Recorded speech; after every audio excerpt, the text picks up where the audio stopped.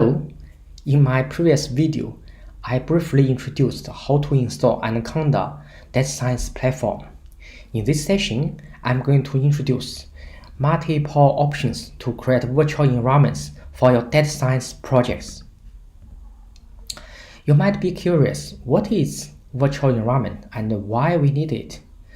According to its definition, a virtual environment is actually a Python environment, such that the Python interpreter, libraries, and scripts installed into it are isolated from those installed in any other virtual environment, and also isolated from any libraries installed in a system-wide Python, also known as base or root environment, as part of your operation system. There are many benefits associated with the virtual environment. Firstly, virtual environment helps you create a local environment, not system-wide, which is specific and dedicated to the project you are working on. Secondly, as you start working on multiple projects, your different projects would have different dependencies. For example, require different Python versions or different package versions for the TensorFlow or for the keywords and so on. Therefore, you would need a different virtual environment for each project. In summary, virtual environment helps you isolate dependencies and avoid conflicts, allowing you to working on the multiple data science projects with different dependencies at the same time on the same machine. There are many tools available to create virtual environments. Here I just enumerate typical ones, including VirtualEnv, VEnv, VirtualEnv Wrapper, Anaconda Navigator GUI, and Conda command line interface. So among them, VirtualEnv is the most popular library to create virtual environments. It supports both Python and R. Whereas VEnv only offers a subset of VirtualEnv library features and only support Python 3.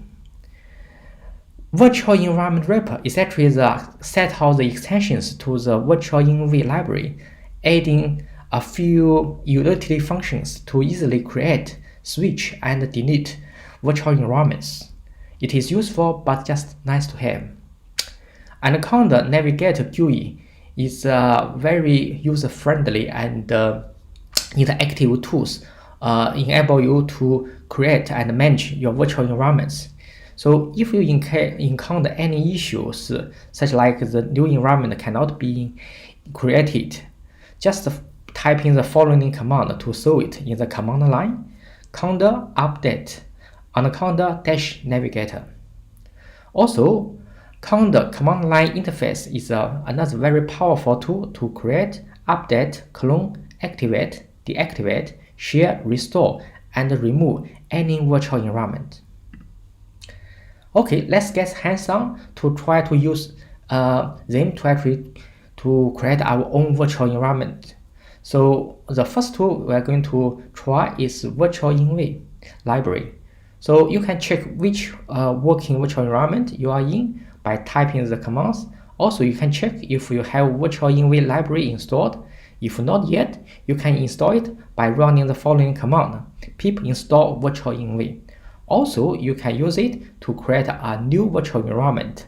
Just follow the command VirtualEnv and the path to your new virtual environment. So for example, if I want to create a new virtual environment named myTest in the current folder, just type in VirtualEnv myTest. After the creation, you can activate the virtual environment. So the syntax is a bit different between the macOS Linux and the Windows. For the macOS Linux, type in source virtual environment name /bin/activate. Whereas for the Windows, the command is virtual environment name \capital S scripts \a activate. So once the virtual environment is activated, you will see its name showing up in the brightness on your terminal line prompt. We'll see it in a minute. So you can also deactivate the virtual environment. Simply type in deactivate. Also, you can delete and remove a virtual environment if you no longer need it. So in order to do that, firstly, you have to deactivate it and then running the command im-if followed by the virtual environment name. Okay, let's get hands-on. So first of all, I need to check if virtual environment is installed in my computer. Nothing. Okay, so I need to first install it. Pip install virtual env. Okay, after second, it's already been installed. Then I can using the virtual env actually to create my first virtual environment. Just call it my test. Okay. Now you can see my test virtual environment has been created. So I can activate it by following this command, my test /bin/activate. Now you can see my test becomes the prefix of my command line prop. That means we are already in this virtual environment. And if you type like pip list, you can see which Python libraries has been installed inside this virtual environment. And also you can install any other ones like this, by yourself. And it's pretty easy and straightforward. Okay. So you can see now if you just rerun the pip list, you can find the SciMP already been installed. Now let's say we want to deactivate this virtual environment. Just type in deactivate. Now you can see we're now going back to the base root environment. And finally, if we no longer need it, you can just remove this virtual environment permanently. Just type in here and everything is gone. Nice. The second tool we're going to use is venv.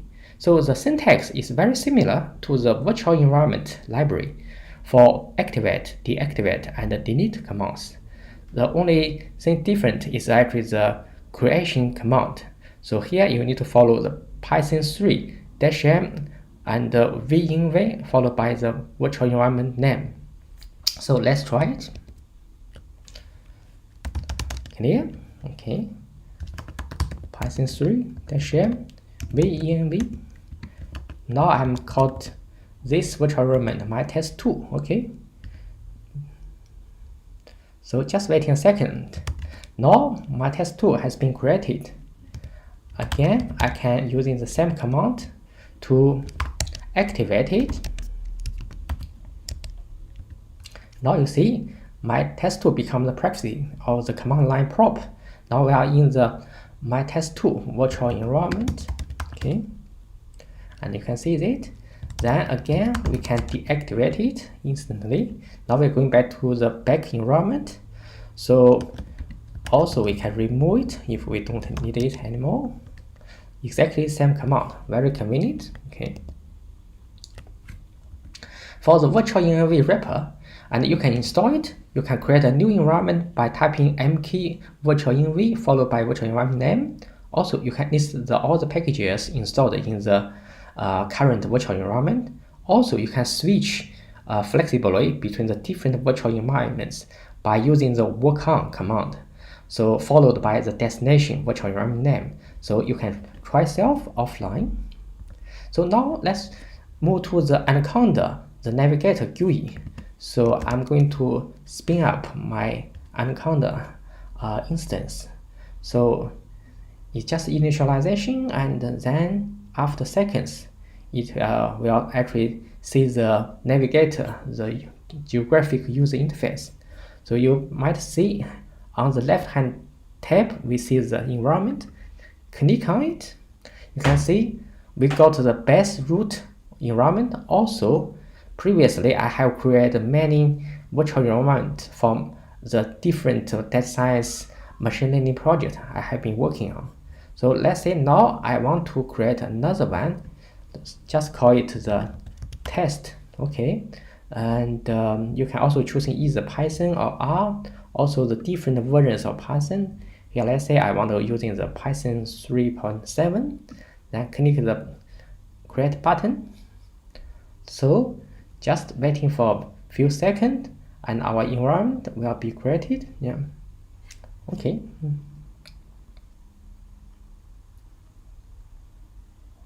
See, you can see now the my new environment test has been created, and also Anaconda helped me to actually to install some default packages and libraries inside this virtual environment.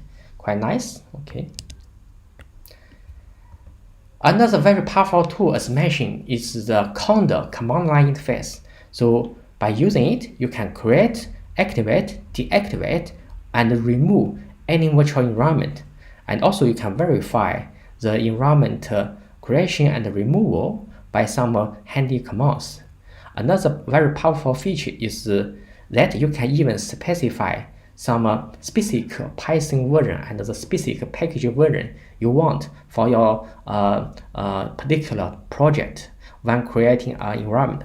For example, you can specify which kind of the specific version and SciPy version we want to using for the new environment. So let's actually get hands-on to try it by ourselves. Okay. Here. Conda, okay, create, yeah, you want to create some new environment. This -n is means the name. So what's your environment name? I'm going to call it my test 3, okay. And also here I want to specify I want a particular version of the Python, which is 3.6. Also I want SciPy, the very popular scientific calculation library to be installed, and the version is 1.5.2. I want it. Okay, now the Conda just like solving the environment and showing us, do we want to install all these the related packages in one go. Just click type in yes, okay, why, and then it will starting the installation and setting up the virtual environment. Just waiting a bit second. Now it's ready, very quick. Now we can activate this environment by typing conda activate my test 3. Okay. Now you see the proxy becomes my test 3. We are in this virtual environment, and if you like, you can also see which default packages has been installed. Okay, here, and that is very convenient. Also, if we want to deactivate it, the syntax is a bit different, but very similar. Just type in conda deactivate. Okay. Now you're back to the base environment. Okay.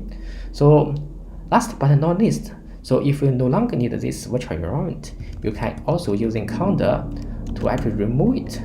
So one command to do this, and I normally prefer just like the conda environment remove dash n name my test 3. Okay. Okay, so this environment has been removed again. Nice. Okay. So here are the recommendations for beginners. So first, just try to use virtual env and Anaconda to set up your virtual environment. They are the most popular tools and also very stable with many functions.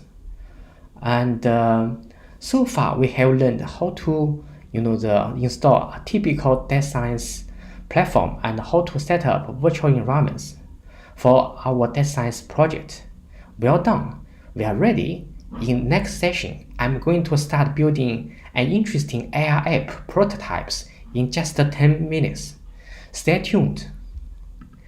In the meantime, don't forget to subscribe to my channel to receive the latest updates on tutorials and get access to a huge amount of free data science and AI learning resources to jumpstart your learning journey.